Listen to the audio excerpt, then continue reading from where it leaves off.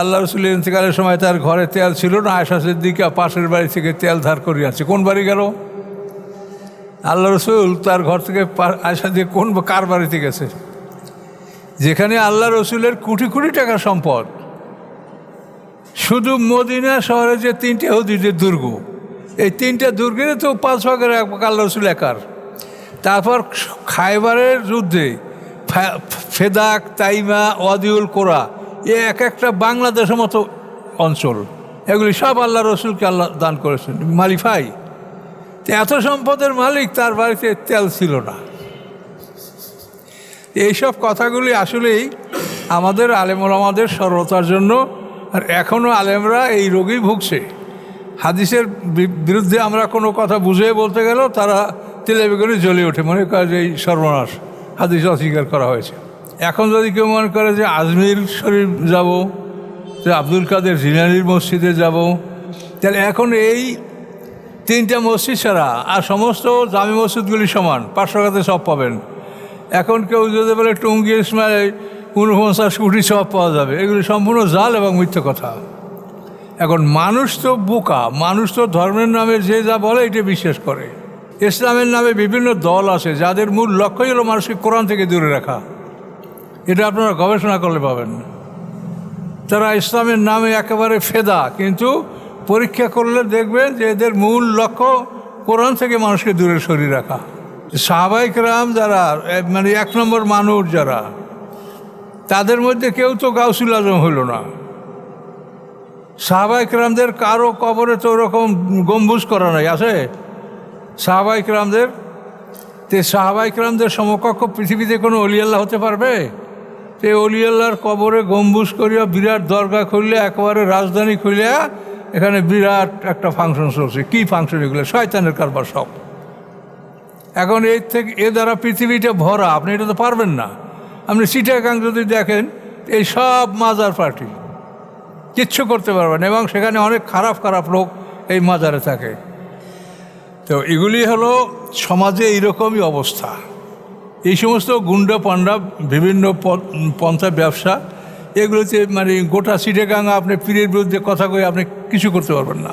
চিটাগাং কেন, এই পাবনা বলেন, এই বাংলাদেশে, সারা বাংলাদেশেই এমন একটা অবস্থা যে পীরদের বিরুদ্ধে কথা বলা এটা মহাবিপদ।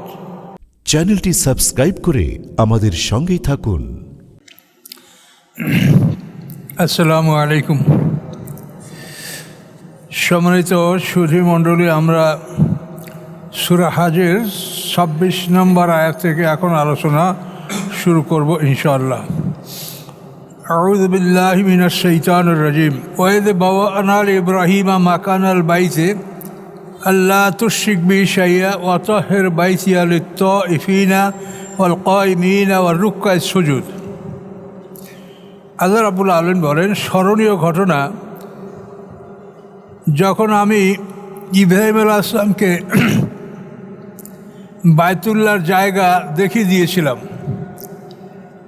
বাওয়া মানে একটা জায়গা দেখিয়ে দেওয়া, এই জায়গাটা আপনি এটা করেন, জায়গা দেখিয়ে দেওয়া। এটার কারণ হলো যে বাইতুল্লাহ সর্বপ্রথম নির্মাণ করছে ফেরেশতারা আদম আলাইহিস সালামকে সৃষ্টি করার 2000 বছর আগে। এরপরে আদম থেকে নূহ আলাইহিস সালাম পর্যন্ত বাইতুল্লাহ ওভাবেই ছিল। নূহ আলাইহিস সালামের প্লাবনের সময় আল্লাহ তাআলা এই ঘরকে আল্লাহ পৃথিবীতে রাখেননি। হাজারে আসওয়াদ আবু কুবাইস পাহাড়ে আমানত রাখা হয়েছিল, এবং এই ঘরকে আসমানে আল্লাহ তুলে নিয়েছেন। এই নূহ আলাইহিস সালাম থেকে ইব্রাহিম আলাইহিস সালাম পর্যন্ত 10 পুরুষ এই কাবা অঞ্চলে কোনো লোক বসতি ছিল না, এবং মানুষ এই অঞ্চলটাকে মনে করতো যেটা একটা আল্লাহর গজবের জায়গা, এখানে বন্যায় এতগুলি মানুষ ধ্বংস হয়েছে, এই অঞ্চলে কেউ বসবাস করতো না, এটা ছিল ফাঁকা জমিন। তো এইভাবে পরবর্তীতে আল্লাহ তাআলা ইব্রাহিম আলাইহিস সালামের এবং ইসমাইল আলাইহিস সালামের উসিলায় এই কাবাঘর আবাদ করেন। এটা বিরাট ইতিহাস আছে। তো এখানে আমরা সংক্ষিপ্ত আকারে যে ইব্রাহিম আলাইহিস সালামকে আল্লাহ আদেশ দিলেন যখন ইসমাইল আসলাম বড় হয়েছেন, ইসমাইল আসলাম কাবা অঞ্চলে নির্বাসিত তার মাকে সহ, মা হাজরাকে সহ, এবং তখন মা হাজরাও ইন্তেকাল করেছেন, ইসমাইল আসলাম বড় হয়েছেন, তখন আল্লাহ তাআলা ইব্রাহিম আসলামকে কাবাঘর নির্মাণের আদেশ দিয়েছিলেন। তো পিতা পুত্র মিলে কাবাঘর তৈরি করবেন, কিন্তু কোন জায়গায় করতে হবে এই জায়গাটা আল্লাহ দেখিয়ে দিয়েছিলেন। কাবাঘরের ভিতটা মাটির নিচে, বালুর নিচে চাপা পড়া ছিল, হাতিম অংশে বড় বালুর স্তূপ ছিল, ওই ঢলগুলি পানির দুই দিক থেকে গড়াইয়ে যেত। তাহলে আল্লাহ তাআলা ওইখানে ফেরেশতা পাঠাইয়া দিয়া তাদের মাধ্যমে কাবাঘরের যে ফেরেশতাদের ভিত, এই ভিতটাকে বার করে দিলেন। ওই ভিতের উপরে ইব্রাহিম আলাইহিস সালাম কাবাঘর নির্মাণ করেছেন। কাবাঘরের যে ভিত ফেরেশতারা করেছে, এই ভিতটা নড়ে নাই। কাবাঘর পৃথিবীতে সর্বমোট 10 বার নির্মাণ করা হয়েছে, কিন্তু ভিত ঠিক আছে। যখন নির্মাণ করা হয়েছে ওই পুরানো ভিতের উপর থেকেই গেঁথে উঠেছে সবাই, এই ভিতটা নড়ে নেই, 20x12 ভিত। তো আল্লাহ বলেন, আমি দেখিয়ে দিয়েছিলাম আমি দেখিয়ে দিয়েছিলাম ইব্রাহিম আলাইহিস সালামকে মাকান আল বাইত, মাকান মানে স্থান, বাইত মানে ঘর, বাইতুল্লাহর স্থান আমি দেখিয়ে দিয়েছিলাম যে এই স্থানে এই ঘরটা তুমি করো। আর আল্লাহ বলেন, আমি আদেশ দিয়েছিলাম আল্লাহ তুশরিক বি শাইআ, আমার সাথে বিন্দু মাত্র শরিক করবে না। তাহের বাইতিয়া, এবং পবিত্র রাখবে আমার ঘর, লিত্তাইফিনা, তাওয়াফকারীদের জন্য, আল কাইমিনা, এবং দণ্ডায়মান অবস্থায় ইবাদতকারীদের জন্য, আর রুক্কাই সুজুদ, এবং রুকু সেজদাকারীদের জন্য, অর্থাৎ সর্বস্তরের লোকের জন্য তুমি এটা পবিত্র রাখবে, যারা সর্বস্তরের লোক এখানে ইবাদত করতে পারে, যারা তওয়াফ করতে আসবে, যারা ওখানে অবস্থান করে ইবাদত করবে, যারা রুকু করবে, সেজদা করবে, সবার জন্য এই জায়গাটাকে, ঘরটাকে আল্লাহ তাআলা ইব্রাহিম ইসলামকে পবিত্র রাখতে বলেছেন, কোনো রকম যেন এটা অপবিত্র না হয়। তো এভাবে ইব্রাহিম আলাইহিস সালাম এই ঘরটা নির্মাণ করলেন। ঘরটা ভিত পর্যন্ত নির্মাণ করার পরে হাজারে আসওয়াতের জায়গা, এখানে আসার পরে ইব্রাহিম আলাইহিস সালাম ইসমাইল আসলামকে বললেন যে এই জায়গায় একটা পাথর থাকবে, সেই পাথরটা কই? ইব্রাহিম আলাইহিস সালাম ইসমাইল আসলামকে এটা বললেন। তখন ইসমাইল আসলাম এই পাথর খুঁজতে বের হলেন। এরপরেই জিবরিল আমিন আবু কুবাইস পাহাড় থেকে হাজার আসওয়াদ নিয়ে এসে ইব্রাহিম আসলামকে দিলেন। এটা আবু কুবাইস পাহাড়ে আমানত ছিল। ইব্রাহিম আসলাম সেই পাথর সেখানে রাখলেন। এরপরে ইসমাইল আসলাম একটা সুন্দর পাথর নিয়ে আসলেন। তো ইব্রাহিম আসলাম বললেন যে এই জায়গার পাথর আমি পেয়েছি আল্লাহর পক্ষ থেকে। তো এই ইসমাইল আসলাম যে পাথরটা নিয়ে আসছিলেন, এটার নাম হাজারে ইসমাইল, ইসমাইল আসলামের পাথর। এই পাথরটা কাবাঘরের ঠিক এই কর্নারে, কাবাঘরের বাইরে এটা দাফন করে রাখা হয়েছে, হাজারে ইসমাইল। ওখানে ইসমাইল আসলামের কবর আছে, মা হাজারার কবর আছে, এবং কাবাঘরের এরিয়ার মধ্যে, মাতাফের মধ্যে শতাধিক পয়গম্বরদের কবর আছে।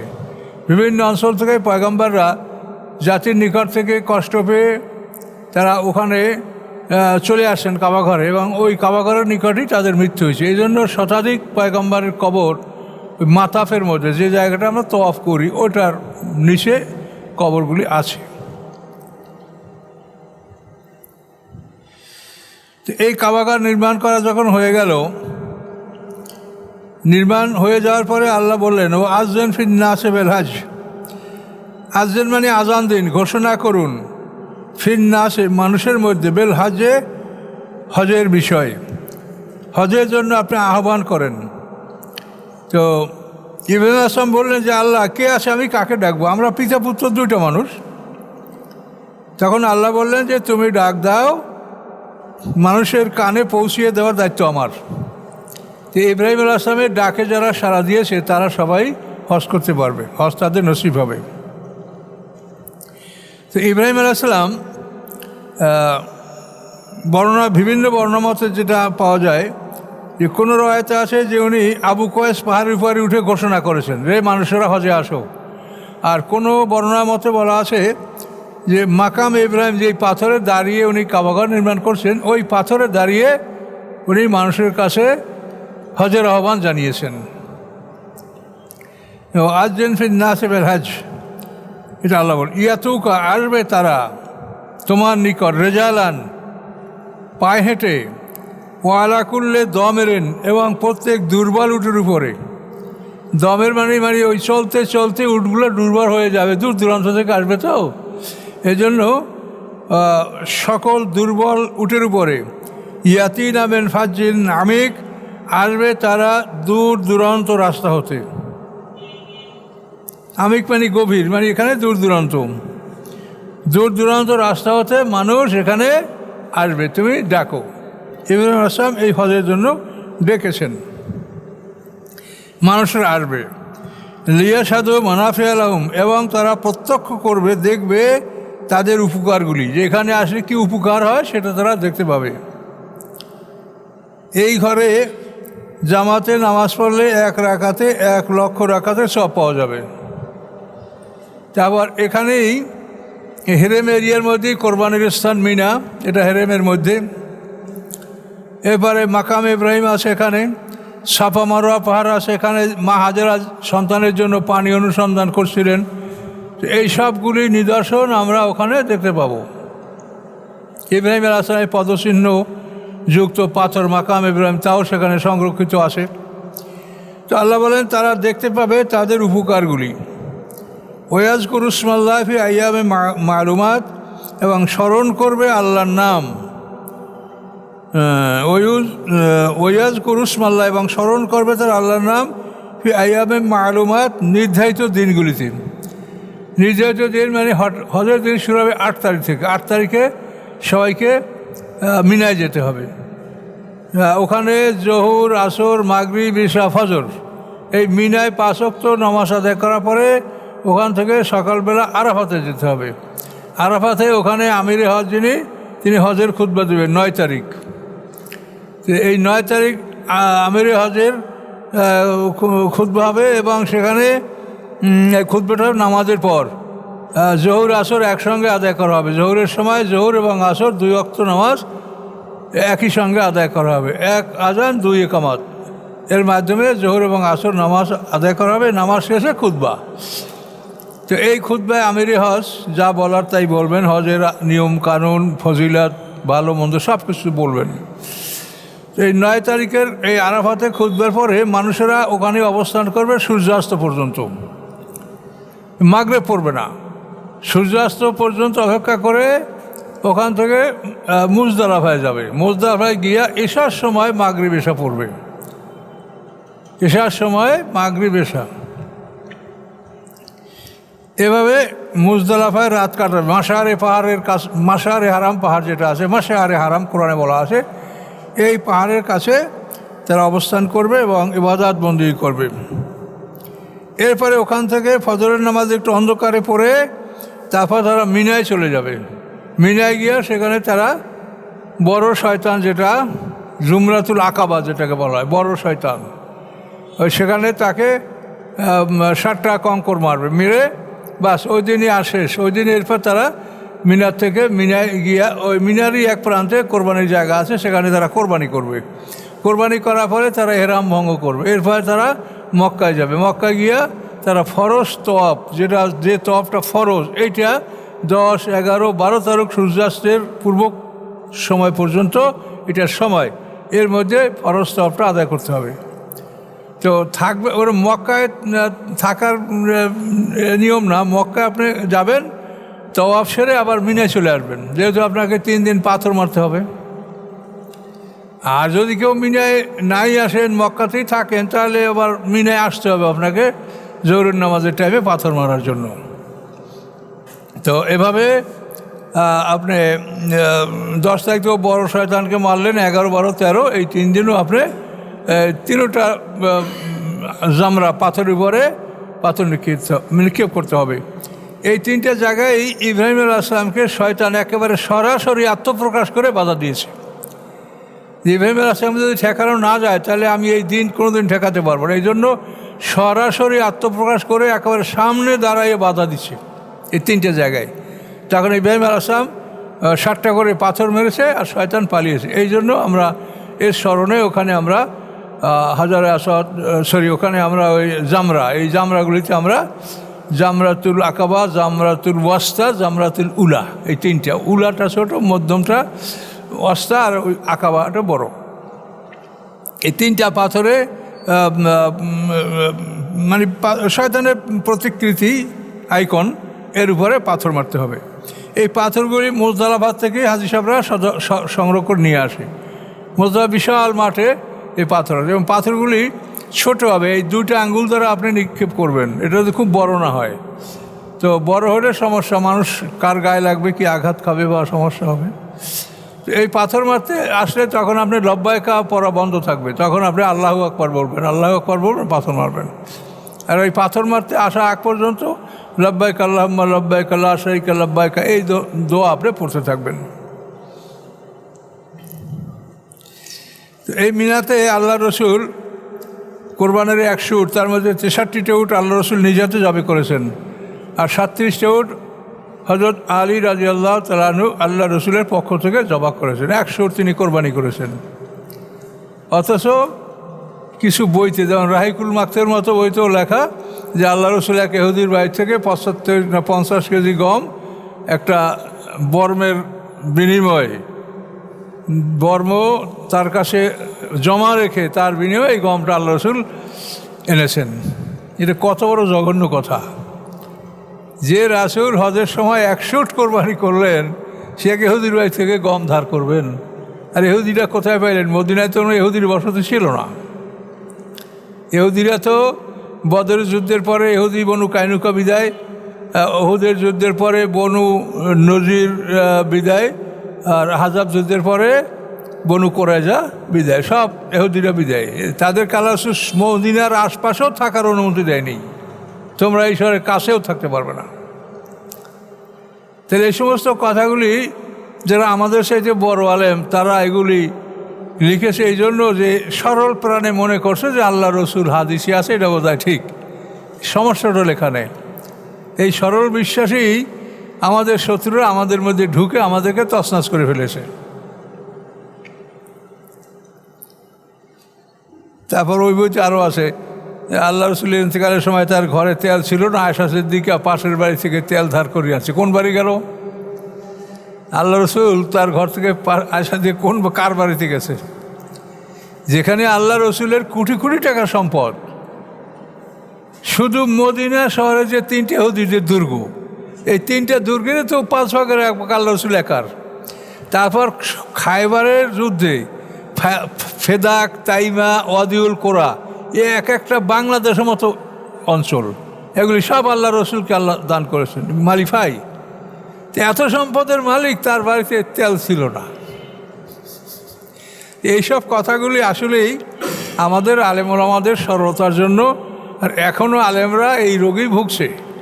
হাদিসের বিরুদ্ধে আমরা কোনো কথা বুঝিয়ে বলতে গেলেও তারা তেলে বেগুনে জ্বলে ওঠে, মনে করে যে এই সর্বনাশ, হাদিস অস্বীকার করা হয়েছে। কিন্তু হাদিস যেটা রাসূলের, সেটা আপনি 100 ভাগ মানেন। কিন্তু রাসূলের যদি নাই আর আপনি মানেন, তা আপনিও গুনাহগার হবেন এবং ভয়ঙ্কর বিপদে পড়বেন। হাদিস রাসূলের হতে হবে। তাহলে এই কোরবানি করারও সময় হলো আপনার 12 তারিখের সূর্যাস্তের পূর্ব পর্যন্ত। এরপরে যদি কোরবানি করেন তো সে গোশত সবই দান করতে হবে, আপনি খাইতে পারবেন না। 10, 11, 12, 10 তারিখ আপনার ঈদের নামাজের পরে, অথবা ওখানে আপনার মিনাত পাথর মারা পরে এসে আপনি মিনাতে কোরবানি করবেন। এই কোরবানি করতে পারবেন 10, 11, 12 তারিখের সূর্যাস্ত পর্যন্ত। আর এই সময় মধ্যে আপনি তওয়াফে জিয়ারাটাও করে নিতে হবে। তো রিয়াজগুলো শুনলে ফি আইয়ামে মালুমা, নির্ধারিত সময় হলো 12 তারিখ পর্যন্ত।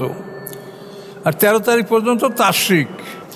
তা আল্লাহ বলেন যে তারা তাদের উপকারগুলি সেখানে দেখবেন।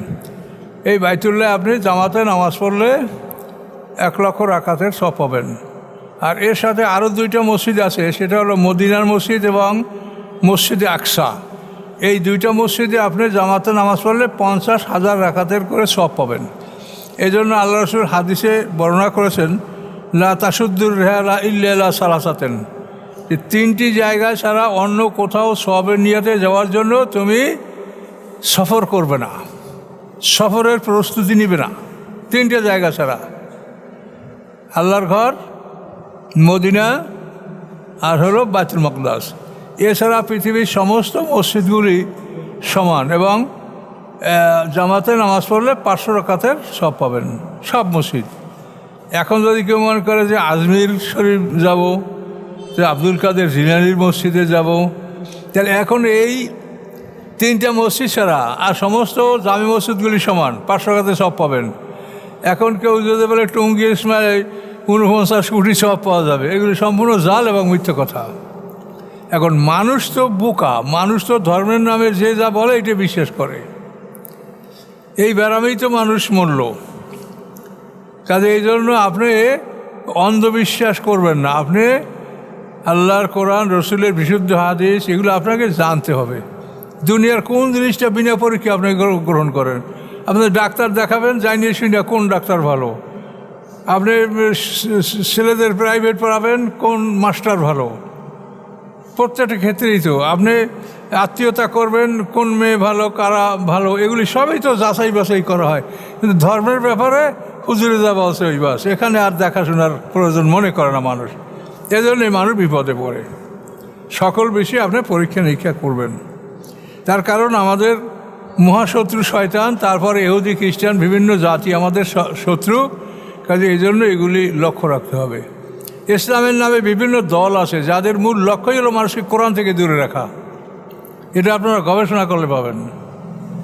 তারা ইসলামের নামে একেবারে ফেদা, কিন্তু পরীক্ষা করলে দেখবেন যে এদের মূল লক্ষ্য কোরআন থেকে মানুষকে দূরে সরিয়ে রাখা। বিভিন্ন রকম ভয়ভীতি দেখাইয়া কোরআন ওর বাবা এই বিরাট, এটা পড়া যাবে না, শোনা যাবে না, এ গুনাহ হয়ে যাবে, হ্যাঁ, ভয় দেখাইয়া কোরআন থেকে মানুষকে দূরে সরিয়ে রাখা হয়। আর আল্লাহ বলছেন কি, ওয়ালাকাদ ইয়াসসারনাল কোরআন আজিল লিযিকরি ফাহাল মিন মুদ্দাকির, যে আমি উপদেশ গ্রহণ করার জন্য কোরআনকে আমি সহজ করে দিয়েছি, তোমরা কেউ আছো উপদেশ গ্রহণকারী? কারণ এই জন্য এসব বিষয়ে আপনাদেরকে সতর্ক থাকতে হবে এবং কোরআন থেকে কথা জানার চেষ্টা করবেন এবং বিশুদ্ধ হাদিস থেকে আপনি কোরআনের ব্যাখ্যা নেয়ার চেষ্টা করবেন। আচ্ছা, তাহলে নির্দিষ্ট দিনে এই পশুগুলি আমরা কোরবানি করব এবং যে কাজগুলি আমাদের আছে, মিনায় পাথর মারা, এই 12 তারিখ পাথর মেরে যদি মিনা থেকে চলে আসেন, তাহলে 13 তারিখের পাথর না মারলেও হবে। আর 13 তারিখ যদি মিনায় থাকেন তো অবশ্যই 13 তারিখের পাথর মেরে আপনাকে ওখানে বের হতে হবে। মানে 13 তারিখের ফজর নামাজ পর্যন্ত যদি মিনায় থাকেন তাহলে আপনাকে 13 তারিখ পাথর মেরে আসতে হবে 3 দিন, আর না হলে 2 দিন পাথর মেরে আপনি আসতে পারবেন। স্মরণ করো আল্লাহর নাম নির্ধারিত দিনে, উহার উপরে যা রেজেক দিয়েছেন আল্লাহ তোমাদেরকে, বাহিমাতুল আনাম গবাদি পশু হতে, ফাকুলু মেনহা ওই পশু হতে তোমরা খাও, কুরবানি করে খাও, ওয়াতিমুল বায়সাল ফাকির এবং তোমরা খানা খেলাও দুস্থ অভাবগ্রস্ত মানুষদেরকে। দুস্থ অভাবগ্রস্ত মানুষদেরকে এই খাদ্য কোরবানির পশু এটা তোমরা বিতরণ করো। সুম্মাল্লাকতু তাফাতাহুম, এরপরে তারা যেন দূর করে তাদের ময়লা। অর্থাৎ আপনি অনেক দূর সফর করে আসেন, তো এই 10 তারিখ পর্যন্ত আসলে আপনার শরীরে নানা রকম ঘাম, দুর্গন্ধ ইত্যাদি বিভিন্ন রকম শরীরে যে একটা অপবিত্রতা বা একটা বিশ্রী ভাব, অনেক দিন গোসল করা হয় না এই চলাফেরার পথে, যেটা আল্লাহ বলছেন লিয়াখুযু তাফাতাহুম, তারা যেন তাদের ময়লা দূর করে, ময়লা আবর্জনা শরীর থেকে দূর করে পবিত্র হয়। ওয়ালিয়াফু নুজুরাহুম এবং তাদের মানতগুলি যেন তারা পূরণ করে। মানত বলতে ফরজ আমল বুঝায়, আর মানত বলতে যে আপনি মানত করে থাকেন যে আমি হজ করব, উমরা করব, হজ তো ফরজ, আর মানতের কিছু নাই, তারপরে উমরা ইত্যাদি আপনি মানত করলে সেটা পূরণ করবেন। ওয়ালিয়াত তাওয়াফু বিল বাইতুল আতিক এবং তারা তওয়াফ করবে পুরাতন গৃহের, এই গৃহ সবচেয়ে পুরাতন, এর চেয়ে পুরাতন কোনো ঘর পৃথিবীতে নাই। বাইতুল আতিক পুরাতন ঘর, জালিকা আল্লাহ বলেন এই যে তোমাদেরকে বিধান দেওয়া হলো কেন, ওমায়ু আজম হুরমাতিল্লাহ, যারা সম্মান করে আল্লাহর হারাম করা বস্তুগুলিকে, হুরমাতিল্লাহ মানে আল্লাহর সম্মানকৃত বস্তু, মুহাররাম মানে সম্মানিত, এর থেকে মুহাররাম হারাম, তাকবীরে তাহরিমা, তাকবীরে তাহরিমা মানে কি, দুনিয়ার কাজকর্ম আমি এখন হারাম ঘোষণা করছি, আমি কিছু করব না আল্লাহর ইবাদত ছাড়া। তো যারা মানে বড় মনে করে বা সম্মান দেয় হুরুমাতিল্লাহ, আল্লাহর সম্মানিত বস্তুগুলিকে, যে বস্তুগুলিকে আল্লাহ সম্মান করেছেন, এই বস্তুগুলিকে যারা সম্মান দেয়, খায়রুল্লাহ, এটা তার জন্য উত্তম, এন্দা রব্বি, তার রবের নিকট। ওহিদুল্লাহ লাকুমুল আনাম, বৈধ করা হয়েছে তোমার জন্য পশুগুলি, গবাদি পশু, ইল্লা মায়ুতলা আলাইকুম, উহা ব্যতীত যা তোমাদের উপরে তেলাওয়াত করা হয়েছে। কী তেলাওয়াত করা হয়েছে?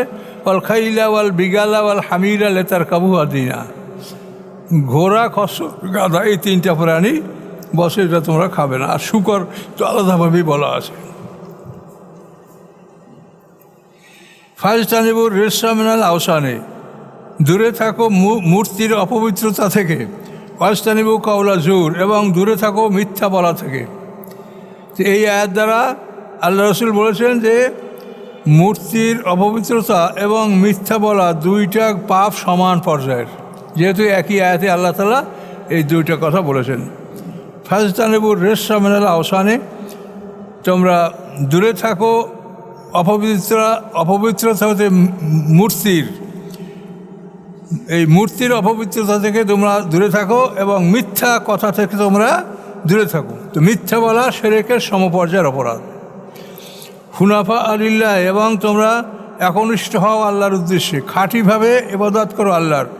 গায়রা মুশরিকিনা, কোনো অবস্থায় তোমরা মুশরিক হবে না, অংশীদার সাব্যস্তকারী হবে না।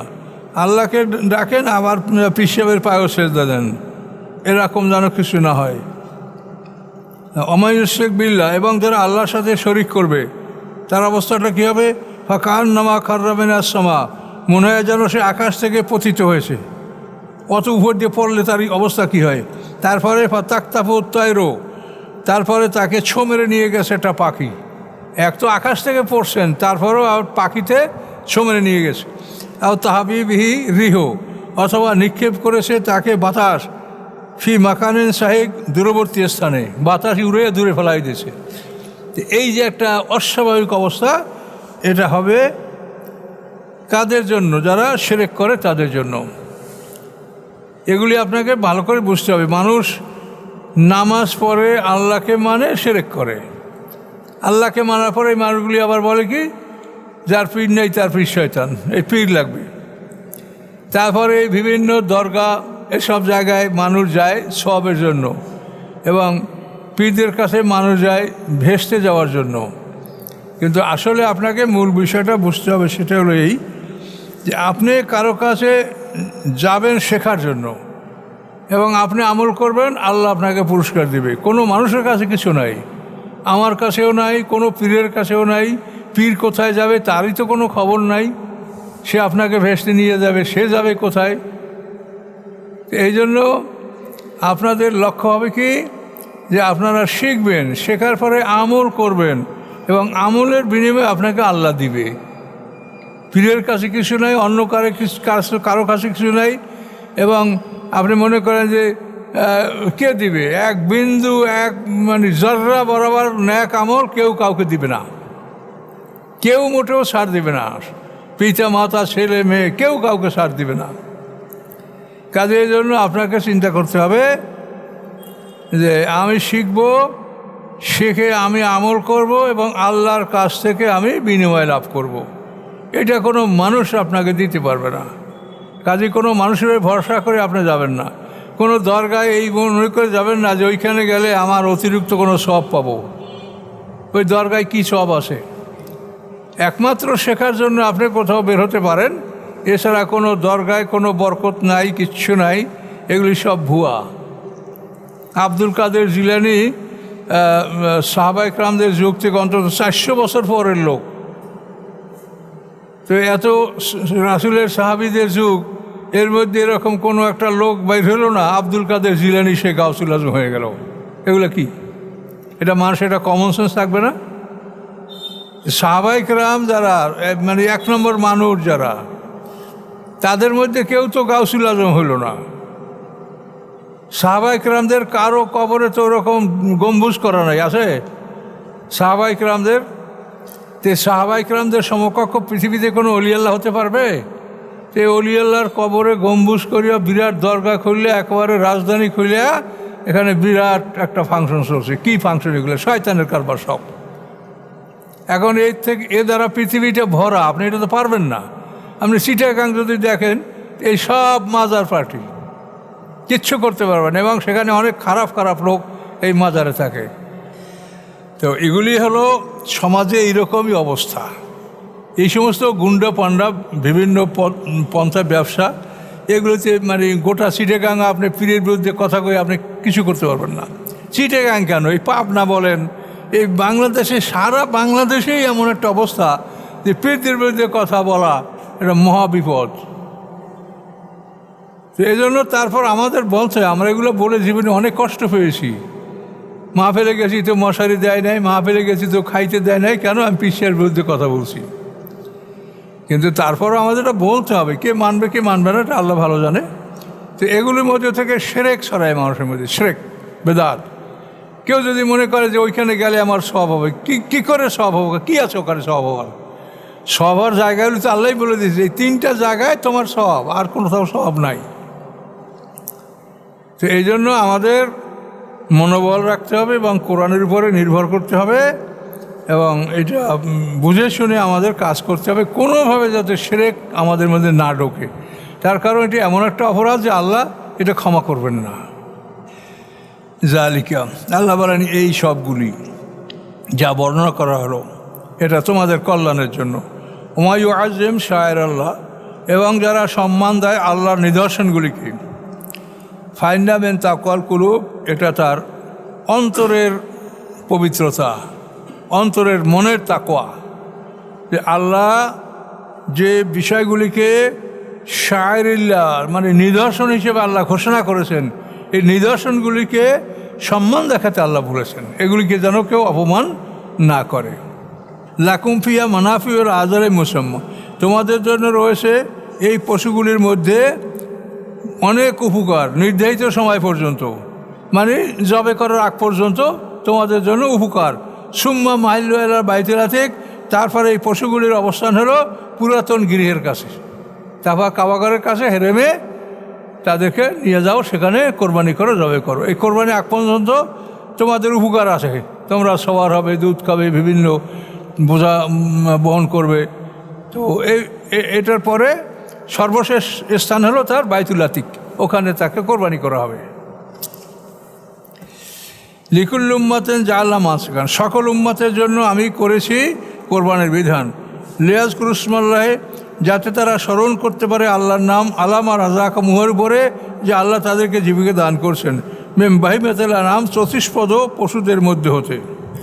তাহলে কোরবানির জন্য চতুষ্পদ পশু হতে হবে এবং গৃহপালিত পশু হতে হবে। হরিণ দ্বারা কোরবানি হয় না, হরিণ, নীলগাই এগুলি গৃহপালিত না, যেগুলি গৃহপালিত পশু নয় সেগুলি দ্বারা কোরবানি হবে না। গরু, মহিষ, উট এগুলা গৃহপালিত। এলাহুকুম এলাহুম ওয়াহিদ, তোমাদের আল্লাহ একমাত্র আল্লাহ। ফালাহু আসলিমু, তোমরা তার উদ্দেশ্যে আত্মসমর্পণ করো। বাশিরিল মুখবিতিন, এবং সুসংবাদ দিন বিনয়ীদের জন্য। যারা বিনয়ী, যারা আল্লাহ অভিমুখী, তাদেরকে আল্লাহ তাআলা বলেছেন তাদেরকে আপনি সুসংবাদ দেন হে রাসূল। তো আল্লাহ অভিমুখী কারা? আল্লাহ যিনা যুকরাল্লাহ, তারা হলো ওই সমস্ত লোক যখন তাদের সামনে আল্লাহর নাম স্মরণ করা হয়, ওয়াজিলাত কুলুবহুম, তখন তাদের অন্তরগুলি ভীত হয়ে যায়। আল্লাহর নাম শুনলে তাদের অন্তরগুলি ভীত হয়ে যায়। ওয়াসসাবিরিনা, এবং তারা হয় ধৈর্যশীল।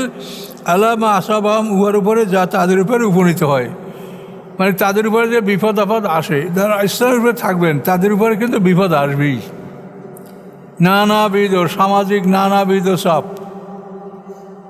যারা সঠিক পথে থাকবে তাদের উপরে চাপ আসবে, আর যারা মানে গোলালু মাকড়া হবেন, আগে সরকার ছিল সেখানেও তার দলে ছিলেন, এখন সরকার তার দলেও থাকবেন, আবার যে আসবে তার দলেও থাকবেন, এগোর জন্য আর কোনো সমস্যা নাই।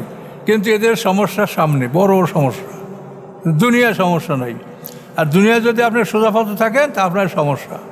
সেই জন্য আল্লাহ বলছে যে তোমার উপরে যে বিপদ আপদ আসে এটার উপরে তুমি ধৈর্য ধারণ করো।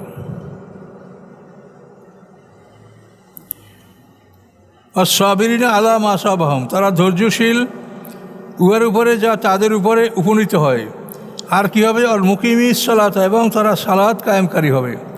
অমিম্মা রাযাকনাহুম ইউনফিকুন, এবং আমি তাদেরকে যা জীবিকা দান করছি তা হতে তারা ব্যয় করবে।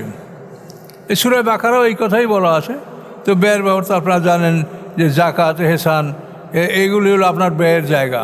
জাকাতের 8টা খাত, এহসানের 9টা খাত, এই 17টা জায়গায় আপনি দান করবেন। কিন্তু আপনারা দান করেন পীর সাহেবের কাছে। এই পীর সাহেব কী, কোনটা বলেন? সে কি ফকির না মিসকিন না কোনটা যে আপনি তাকে দান করছেন ভেস্তে যাওয়ার আশায়? এবং তারা এমন মিথ্যা প্রোপাগান্ডা করছে যে পীর সাহেবের কেউ রেলগাড়ির বগিতে করিয়া, স্টিমারে করিয়া এখন নিয়ে যাবে ভেস্তে। আর এইগুলা শোনার পরও মানুষ দলে দলে সেইখানে যায় ভেস্তে যাওয়ার জন্য, টাকা দেয়। কি মারাত্মক ঘটনা! পীরের হাতে হাত দিলেই ভেস্তে যাওয়া যাবে, নাউজুবিল্লাহ মিন যালিক। আপনারা ওই জানেন না কাফনসরের ইতিহাস জানেন না? কাফনসরের ইতিহাসটা হলো, এটা সর্বনার হিসেবের ওই কেতাবে লেখা আছে। এটা হলো যে একটা লোক কাফন চুরি করতো মুর্দারের। তো পীর সাহেবের অঞ্চলে ওই চোরটা, এখন পীর সাহেব বলছে যে বেটা তুই তো কাফন চুরি করো, কিন্তু আমার কাফনের টাকাটা তোর আগে দিয়ে দিচ্ছি, তুই আমার কবরে ঢুকবি না। ঠিক আছে হুজুর, আপনার কবরে যেমন টাকা যেন দিয়েই দিচ্ছেন, কাফনের টাকা দিয়ে দিচ্ছে হুজুর। কিন্তু হুজুর মরার পরে এখন ও চিন্তা করে কাপড়টা নষ্ট হয়ে যাবে, আমি এটা এক ফাঁকে নিয়েই আসি। কবরে ঢুকছে, ঢোকার পরে যখন কাপড় খুলতে আরম্ভ করছে, কাফনের কাপড়, তখন পীর সাহেব এরকম থাবা দিয়ে আর হাত ধরে ফেলছে। ধরে ফেলার পর তো বেহুশ, ওখানে বেহুশি মানে মরে গেছে। মরে যাওয়ার পরে শেষ পর্যন্ত মানুষ দেখে যে কবর ভাঙ্গা, ওখানে গিয়ে ওই কাফন চোর পীর সাহেবের কবরে ঢুকছে। এখন তো ও লাশ বাইর করছে। এখন ওই পীর সাহেব মুরিদদেরকে স্বপ্নে দেখায় যে ও আমার হাতে হাত দিছে, আমি ওরে না নিয়ে ভেসতে যাব না, ওরে তুই আমার কবরের পাশে তোমরা ওকে দাফন করো। তাহলে পীর সাহেবের হাতে হাত দিলে দেখেন চোরে হাত দিয়েছে, এখন পীর সাহেবের না নিয়ে ভেসতে যাবে না। এখন পীর সাহেবের হাতে হাত না দিয়ে এখন উপায় আছে? তো খালি হাতে কি হাত দেওয়া যায়? হাতের মুঠে কিছু টাকাও থাকবে, আর পীর সাহেবের হাতে হাত মিলাবেন। এই হলো বেহেশতের ওয়াজ। এত বড় জালিয়াতি, এত বড় মিথ্যাবাদী, এগুলি যদি আপনারা না দেখেন তা কী করার আছে বলেন? মানুষরা কোনো রকম চিন্তাই করে না যে আমার পরকালে এত গুরুত্বপূর্ণ বিষয় আমি কি করছি, কি হবে। আমরা এত চেঁচামেচি করি, কয়টা লোক আপনারা ক্লাসে আসেন? আস্তে আস্তে কমে, দেখছেন অবস্থা কি? মানে শয়তানের বেড়াজাল এমন যে মানুষ কোনোভাবে বেরোয় আসতে পারছে না। একটা না একটা উশিলা দিয়ে শয়তান আটকেই রাখছে মানুষগুলোকে।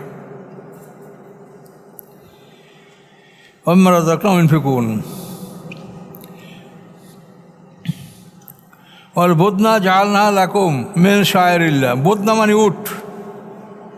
উটকে আমি করেছি তোমাদের জন্য শায়রিল্লাহ, আল্লাহর নিদর্শন। এই উট একটা আল্লাহর নিদর্শন। এই প্রাণীটা অদ্ভুত প্রাণী। এর পাগুলি পায়ে খুর নাই, স্পঞ্জের মতো। মরুভূমির থপথপ করে হাঁটে, বালুর মধ্যে পা দেবে যায় না। আর ঘোড়া কিন্তু পারে, শক্ত খুর, মাটির মধ্যে বালুতে ঢুকে যায়। তারপরে অনেক দিন পানি সঞ্চয় করে রাখতে পারে। তার ককুরের মধ্যে, চুটের মধ্যে পানি সঞ্চয় করে রাখবে, এবং বহুদিন 20 দিনের উপরেও সে পানি না পান করলে তার কাছে যে সঞ্চয় করা পানি থাকে এটা খাইয়ে সে বাঁচতে পারে। এবং খুবই মানে বিনয়ী পশু, পোষ মানে শিশুরাও তাকে নিয়ন্ত্রণ করতে পারে। বোঝাগুলি শোয়া অবস্থায় তার উপর চাপিয়ে দেওয়া হয়, বোঝা নিয়ে সে দাঁড়ায়। তো এই উট আল্লাহর নিদর্শনের মধ্যে একটা নিদর্শন। একে বলা হয় মরুভূমির জাহাজ। লাকুম ফিয়া খায়রুন, এই উটের মধ্যে তোমাদের জন্য অনেক কল্যাণ আছে। তা দুধ খাও, পশম ব্যবহার করো। ফাজকুরুসমাল্লে আলাইহা সওয়াফ, তোমরা স্মরণ করবে আল্লাহর নাম এই উটগুলির উপরে সওয়াফ, সারিবদ্ধভাবে দাঁড়ানো অবস্থায়। এই যে আল্লাহ রসুল 63টা উট জবে করছে, যদি গরুর মতো যদি শোয়ে জবে করা হতে সম্ভব? কাতার দিয়ে দাঁড়ানো আছে, বুকের এখানে ছোরা মারি মারিয়া যাচ্ছে, বাস মিনিটে 10টা করতে পারবেন। 2 পায়ের মাঝখানে যে বক্ষস্থ, এইখানে দুধারি ছোরা আছে উট জবে করা, 2 দিকে ধার, এই ছোড়াটা মারি দিলে তখন ওই রক্তটা পড়ে উঠটা শুয়ে পড়ে, উঠ শোয়ে জব করতে হয় না।